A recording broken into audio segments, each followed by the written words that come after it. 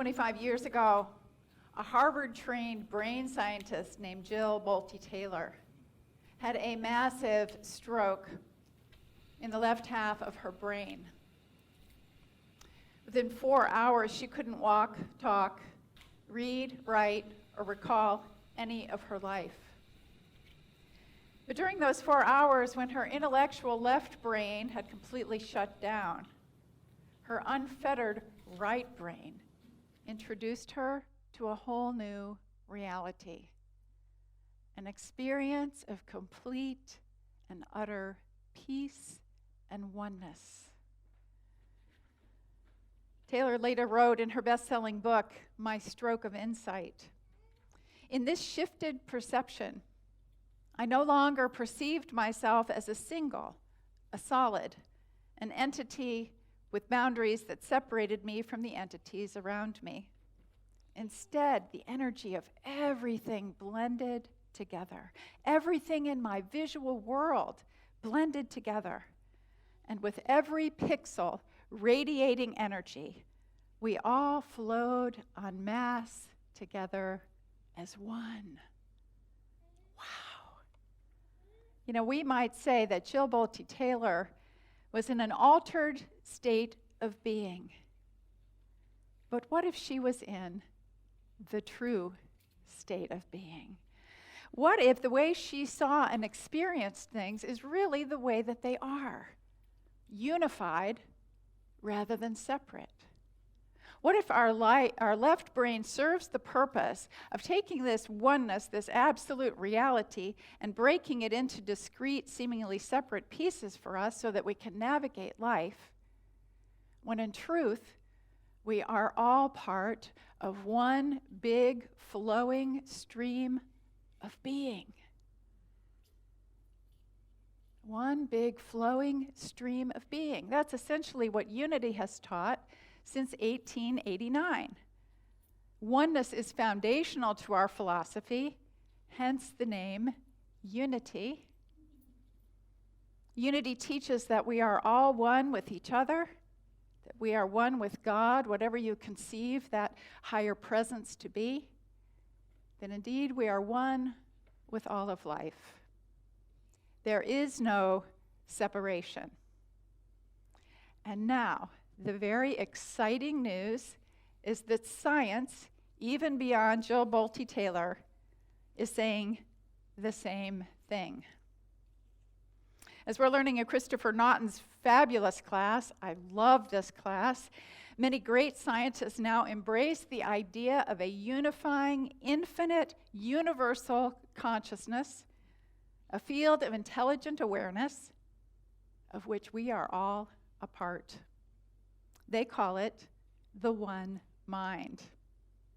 We could also call it the absolute, God, goddess, infinite mind, the universe, the omega point, the ground of all being, or something else.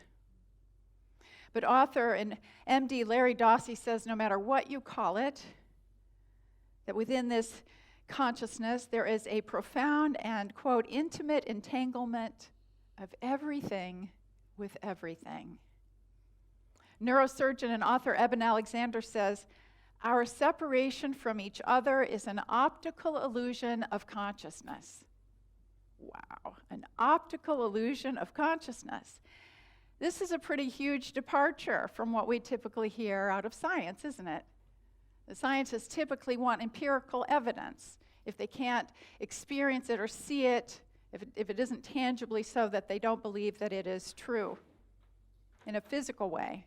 But the one mind view is being driven by these cutting-edge discoveries from these pioneering scientists about paranormal phenomena, which are finally being taken seriously. Paranormal phenomena, you might wonder what that is. It includes things like near-death experiences in which people have lucid memories and experiences even when their brains have physically completely shut down, when they're showing up essentially as brain dead. It's phenomena like knowing the future before it happens, accurately seeing and sensing things from across a distance, the mind being able to affect physical matter, Children remembering previous lives. Oh, there's some compelling stories about that. Savants having access to an astounding amount of information they have never learned or studied, and communication with the dead that it turns out to be both accurate and instructive. This is a vast wealth of phenomena, thousands and thousands and thousands of cases that scientists are finally taking seriously. And we are hearing in this One Mind class, we are hearing and reading some absolutely phenomenal accounts of people who have experienced this kind of phenomenon, accounts that seem that they border on the miraculous, honestly. So two that have stood out for me. One is Bobby the collie. This was in the 1920s. Bobby was a 2-year-old dog. His owners lived in Oregon. And they went on vacation with Bobby, and they went to Indiana. While they were in Indiana, Bobby got lost. They couldn't find him anywhere. And finally, the owners just gave up. They got in the car. They drove back to Oregon, desolate. 6 months later, Bobby showed up in his owner's home, emaciated, but having traveled 2,800 miles to get home from Indiana to Oregon. He came up the stairs, jumped on his master's bed, and began licking his face. Come on. And then the other's the story of Leslie Lemke. Leslie was a male he's probably in his 60s now, he's still alive, but he was born with cerebral palsy and severe glaucoma, such that when he was first born, the doctors removed his eyes. Totally blind. Leslie was unable to stand until he was 12 years old, and he couldn't walk until he was 15. But one night, when he was 16 years old, his adoptive parents, his adoptive mother is absolutely an amazing soul herself, they woke up in the middle of the night to the sound of music just pouring out of the piano in their living room. So they went in to see what it was, and there was Leslie sitting at the piano, playing Tchaikovsky's Piano Concerto No. 1 perfectly. He had heard it performed on television recently. He'd never had a piano lesson, never had a music lesson, but there he was. And from that point on, he became adept at playing all different musical styles. He actually sang before he ever spoke. He became internationally known for being able to play thousands of musical pieces, having only heard them once. Now, that's mind-blowing, is it not? We ask ourselves, how could this possibly happen? Well, the one mind scientists would tell us that these individuals were tuned into a higher field of intelligence. They were basically, their brains were downloading, just like antenna, they were downloading this information from a greater source out there in the great beyond. So many of these stories, and while the details of them are very different, they span a wide cross-section of phenomena. The scientists say that they have 3 things in common. And the first is that those who experience these phenomena have a hyper-real level of awareness. They say that what they've been through, what they experienced, was more real than real. Secondly, they feel a connection to a greater whole. And third, it is an experience of intense love. Intense love. Connection to a greater whole, more real than real, intense love. That sounds like the reality we're meant to live in. It sounds like the realization that we're meant to have, the awakening that we are seeking. It's the consciousness that I believe Jesus taught and exemplified and beckoned us into, this consciousness of oneness, of love, of the whole of which we are all a part. Jesus exemplified this consciousness, and we need it now more than ever. Larry Dossey, in his book, One Mind, writes, "The limitations of our minds constitute a kind of planetary emergency. The problems we face are systemic and metastatic.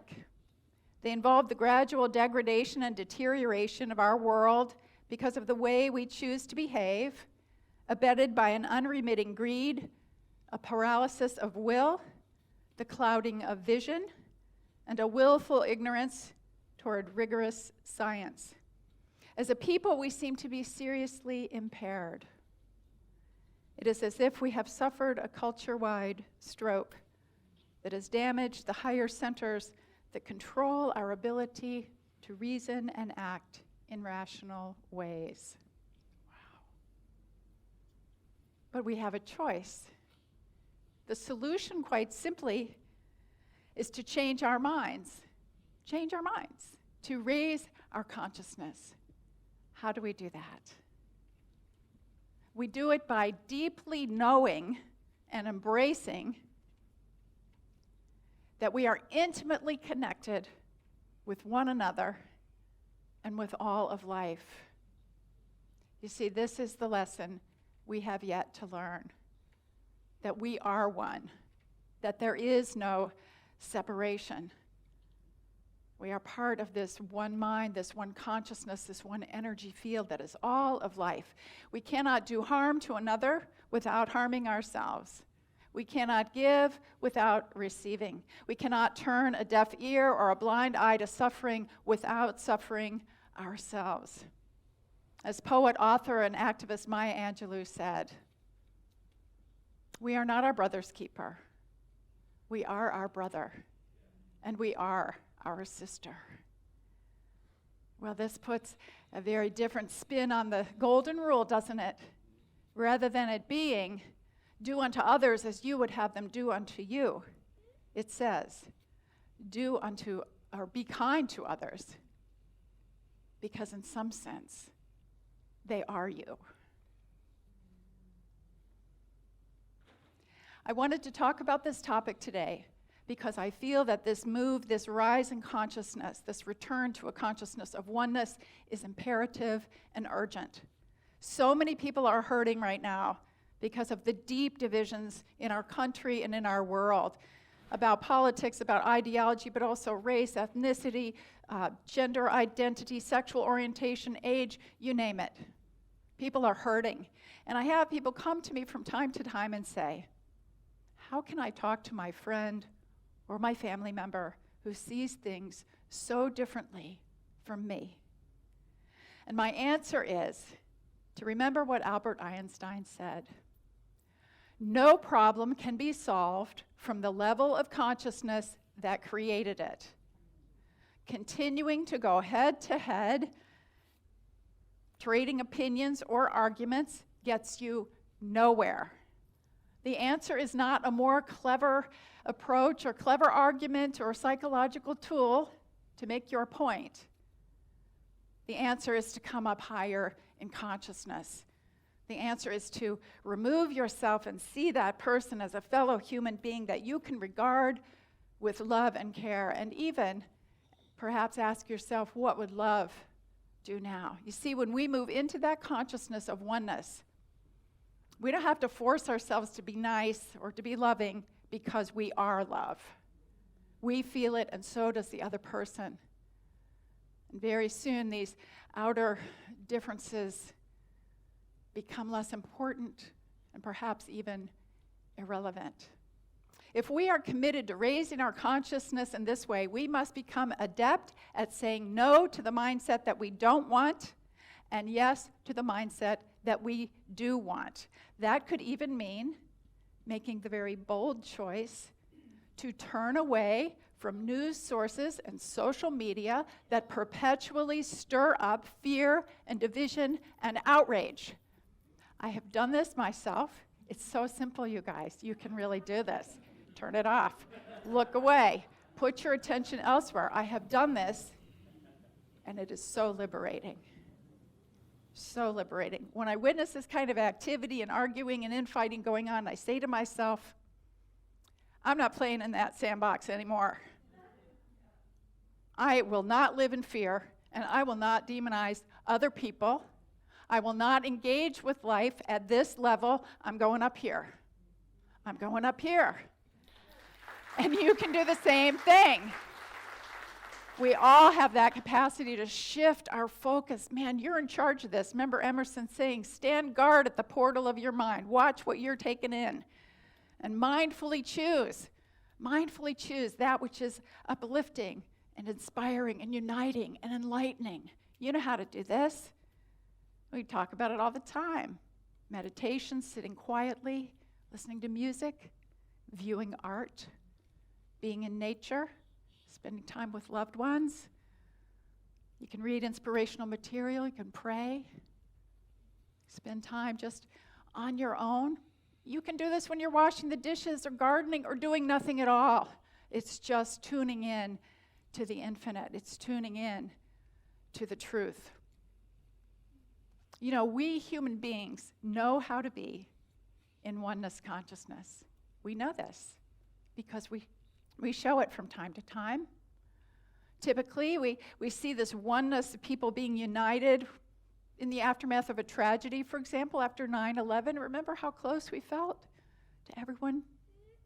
Or after an experience of awe and wonder. Like I particularly remember a couple of years ago when we had the complete solar eclipse. Oh, that was so powerful. You see, we know how to do this. We know we are familiar with this consciousness, but we forget it. And we don't make the conscious choice to be in that sense of awareness. In 1992, a Category 4 storm called Hurricane Aniki hit the island of Kauai in Hawaii. And it caused about $3 billion worth of damage. It killed several people, and it knocked power out for weeks. Well, as it happens, my mother and stepfather were on Kauai in the middle of that hurricane when it hit. My mother later told me that she and her husband huddled in the bathtub of their timeshare, presumably the safest spot in the unit, for 8 hours. Most of the time covering their ears to muffle the deafening roar of the hurricane. My mother told me she was sure she was going to die. But the storm passed, and when my mom and stepfather and all the residents came out, they were in life felt entirely different. Sure, there was obviously massive destruction to be dealt with, but at the same time, my mother said that she witnessed the most open-hearted sharing and compassion and community she had ever seen. She said it was one of the highlights of her life. Can you imagine going from fearing you're going to die to one of the highlights of your life because of the consciousness that people were in, because of the amazing sharing that she witnessed of food and water and resources, complete selflessness as people cared for each other and did everything they possibly could to help one another. And even made up music and sang to celebrate that they'd made it. It was a celebration of life. And differences between people, why would that even matter? It was human being to human being. Now, when I want to get myself in that consciousness of human to human, seeing us as fellow travelers, and even loving people I don't know at all, but seeing them, as I would say, through the eyes of God, I look to two of my favorite spiritual teachers, my granddaughters. We have a picture of them. There's Vivian, who's now age 4. She's a pistol. She's hilarious and so much fun. And that's little Maya, who is 17 months old today. My granddaughters are absolutely full of life and oblivious to any differences between people. They are filled with joy and wonder and discovery. Well, about a month ago, I was up in New York City visiting Emily and Rich and little Maya, and I decided to take her out for a stroll through the park one day. So I had her in the stroller, and Maya just loves people and pets. If you take her for a walk, She pointedly engages with every single person and every single dog. She does it often through making eye contact and smiling and sometimes reaching out. As we're walking along through the park, we came upon an old man sitting on a park bench, looking down at his lap and appearing to be utterly despondent. And I thought to myself, here is someone who is so turned inward that nothing can reach him. But he glanced up as we approached, and little Maya shot him a big, beaming smile. And that man's face, his countenance changed completely. A huge smile came across his face, as if he had just seen the sun for the first time. You see, we can all do this for each other. We can all be like the sun to each other on a cloudy day. Maybe it's as simple as making eye contact and smiling. Or maybe it's as substantial as rising up into a consciousness of oneness. We can learn this lesson. We can do this. We can love one another regardless of our differences. For the future of our planet, for the survival of humankind, may it be so. Let's turn now to our meditation.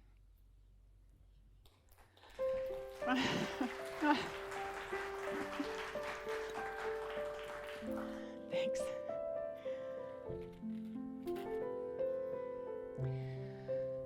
Let's take a moment now to get settled in our seats, breathing in deeply. Release and let go. Just feel any worries or concerns or busy thoughts just falling away.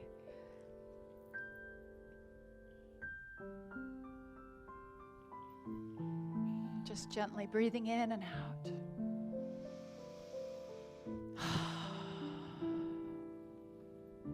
Grounding yourself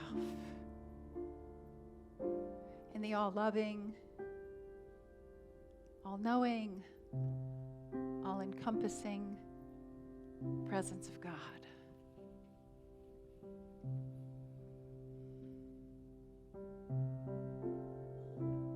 Appreciate for a moment that right now, all across this beautiful planet Earth,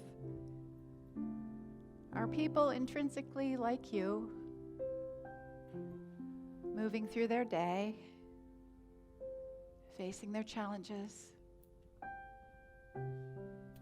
but also looking up at the sun or the moon or the sky. Feel yourself in this moment, connected with all of them, the family of humankind. Each person striving, trying to figure it out, trying to make their way. And you as well. In this moment, send yourself a little love and a little grace. And imagine beaming that love and grace out to all of life. Allow yourself to turn to the presence of the one mind, the one consciousness that unites us all, for a few moments in the silence.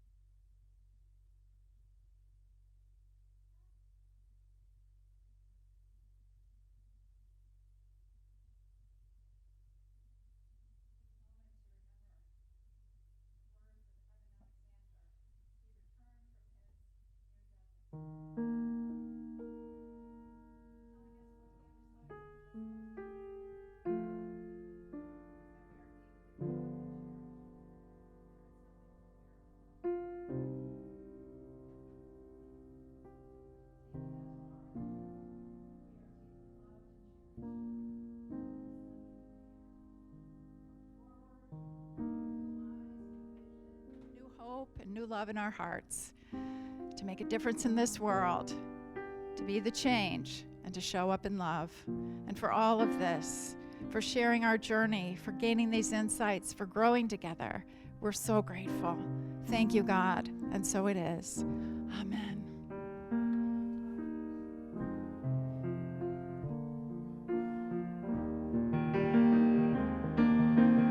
Flow, Spirit, flow through me as I open up to be an expression of your unfolding peace. Show, Spirit, show through me as I open up to be an expression of your unfolding